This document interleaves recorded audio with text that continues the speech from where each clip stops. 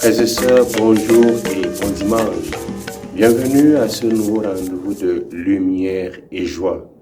Aujourd'hui, dimanche 14 janvier 2024, nous célébrons le deuxième dimanche du temps ordinaire de l'année liturgique B. Après avoir clôturé avec les célébrations de la nativité de notre Seigneur Jésus-Christ, nous reprenons avec les lectures du temps ordinaire. Le temps ordinaire, c'est le temps qui nous rappelle que Dieu est présent dans le quotidien de l'homme, que Dieu est dans la simplicité de nos activités, de notre vie ordinaire. Le deuxième dimanche nous invite à méditer aujourd'hui sur notre vocation. Dieu appelle chacun d'entre nous. Notre vie est une vocation, c'est un appel. Appel à vivre, appel à la vie. C'est dans cet appel à la vie que les lectures nous invitent à méditer sur 4 points. D'abord, la vie comme vocation. Ensuite, le discernement de cette vocation. Troisièmement, la réponse à cette vocation, à cet appel. Et quatrièmement, vivre notre vocation comme une mission. D'abord, la vie comme vocation. Le verbe dire est à l'origine de la création et par conséquent de la vie. C'est par lui que les êtres, les créatures sont appelées à l'existence. C'est le même verbe qui est à l'origine de la présentation de Jésus comme agneau de Dieu et qui met les 2 disciples de Jean en mouvement. La vie naît de la parole, tout comme la vocation naît de la parole. La vie est une vocation. D'abord, Dieu nous appelle à l'existence, il nous appelle à être, à vivre. Comprendre la vie comme une vocation permet à tout homme et à toute femme de prendre conscience qu'il est un je, un appelé, qui a en face de lui un Dieu qui appelle. Ainsi donc, chacun est appelé à la communion avec l'absolu et notre prochain. Saint Jean-Paul II disait: « À l'origine de chaque cheminement de vocation, il y a l'Emmanuel, le Dieu avec nous. Lui nous révèle que nous ne sommes pas seuls à construire notre vie, parce que Dieu chemine avec nous au milieu d'événements successifs. Et si nous le voulons, construire avec chacun une merveille d'histoire d'amour unique et sans pareil, et en même temps en harmonie avec l'humanité et le cosmos. » Deuxièmement, nos parents aussi nous appellent à exister. C'est pourquoi nous avons un nom par lequel non seulement nous sommes identifiés, mais par lequel nous serons toujours appelés. Dans certains peuples, il y a des célébrations, des rites pour imposer le nom. De telles cérémonies manifestent clairement le caractère vocationnel de la vie. Le nom est le signe, je dirais le sacrement qui nous révèle chaque jour que la vie est un appel, une vocation. Vocation à la communion avec l'autre et avec les autres.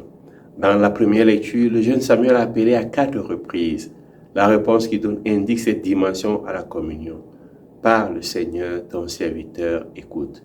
Nous sommes appelés à la communion pour écouter et pour servir. Deuxièmement, le discernement de l'appel, le discernement de la vocation. Dans le discernement de l'appel, il faut 4 choses: voir, suivre, rester et écouter. Jésus se tourne vers les disciples, il les voit. Mais ce n'est pas un simple voir, c'est un voir qui met en relation. C'est un voir qui crée la communion et suscite le dialogue avec les 2 disciples. Jean se tient avec ses disciples et voit Jésus. Jésus voit les 2 disciples, les 2 mouvements, les 2 voix, le voir de Jésus et le voir de Jean et ses disciples vont créer une communion entre Jésus et les disciples de Jean. Le discernement commence par cette vision de l'autre et de son identité. À la suite de cette rencontre va naître ce qu'on appelle une séquelle, donc une suite, une marche derrière le maître. L'être disciple, en fait, suivre le maître. Ce suivre appelle à un autre voir. Un voir non plus de communion, mais un voir qui évolue dans le sens de convaincre, de faire une expérience de rencontre personnelle. Discerner son appel, frères et sœurs, c'est vivre la communion et l'expérience de la rencontre personnelle. Et la troisième étape du discernement, c'est de voir la demeure de Jésus. car c'est en voyant la demeure de l'autre que l'on comprend son propre appel. Il faut suivre pour voir, et en voyant l'on découvre qui est Jésus. Car connaître le lieu de la demeure de Jésus, c'est le connaître. La demeure d'une personne révèle qui elle est. Connaître la demeure de Jésus, c'est connaître effectivement qui est Jésus.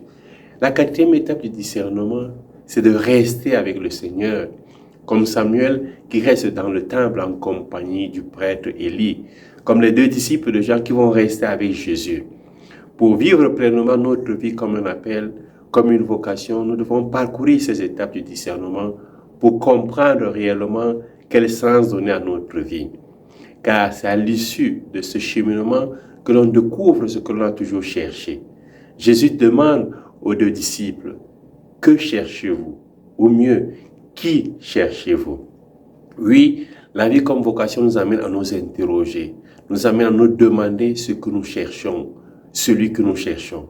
La réponse à ces questions déterminera le sens de notre vie. Troisièmement, la réponse à l'appel, la réponse à la vocation.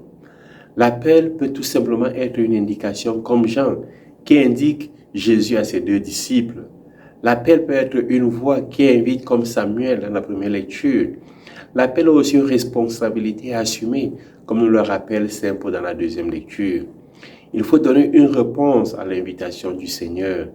La première réponse, c'est notre disponibilité, c'est-à-dire de dire « Parle Seigneur, ton serviteur écoute ». L'écoute est une réponse que nous donnons à l'appel du Seigneur. Il faut aussi demeurer avec le Seigneur, rester avec le Seigneur, partager son intimité, vivre en communion avec le Seigneur. C'est répondre à la voix, à l'invitation du Seigneur. Saint Paul demande de vivre la même communion. Il dit dans la deuxième lecture, « Vos corps sont les membres du Christ. Celui qui s'unit au Seigneur ne fait avec lui qu'un seul esprit. Votre corps est un sanctuaire de l'Esprit Saint, lui qui est en vous et que vous avez reçu de Dieu. Vous ne vous appartenez plus à vous-même. » Répondre à l'appel, c'est appartenir à un autre. C'est appartenir à Jésus. Jésus nous aide à répondre à son appel en nous indiquant que la réponse repose dans le voir et le demeurer auprès de lui, appartenir à Jésus. L'homme cherche toujours à comprendre l'énigme de sa vie, mais seul l'agneau de Dieu peut déceler les sceaux de l'énigme de la vie. Nous le rappelle Saint Jean dans l'Apocalypse. L'énigme de l'homme est déchiffrée dans la justice et l'amour, à travers une vie indépendante du péché, comme le rappelle Saint Paul dans la deuxième lecture. L'homme recherche une vie sans péché. Il recherche à détruire les œuvres du malin, les œuvres du diable, les œuvres du corps. Mais parfois, l'homme se laisse emprisonner par le malin, surtout lorsqu'il s'éloigne de la justice et de l'amour de son frère. Jésus permet à chacun d'entre nous de trouver une réponse à sa recherche, à l'énigme de la vie. La réponse de Jésus, c'est d'habiter avec lui. C'est l'accompagner avec lui. Car ceux qui habitent avec Jésus portent en eux la semence de Dieu et sont enfants de Dieu. Ils pratiquent la justice et peuvent détruire les œuvres du diable. La communion avec Jésus est la première réponse à toute vocation. L'être avec Jésus, le vivre avec Jésus. Quatrièmement, la vocation est un appel à la mission. La vocation est une mission. Frères et sœurs, la 10e heure marque la fin de la journée, le début d'un nouveau jour. C'est une heure de transition. Par ailleurs, ce jour est le 3e jour après le baptême de Jean.